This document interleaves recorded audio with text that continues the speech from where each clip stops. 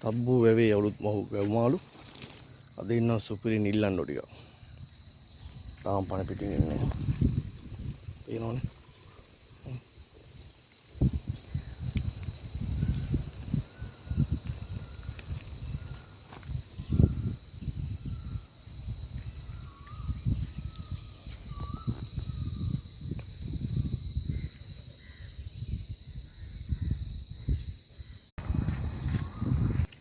තබ්බු වැවේ අවුරුත් මොහු වැව්මාලු අද ඉන්නවා සුපිරි නිල්ලන්ඩෝ ටික.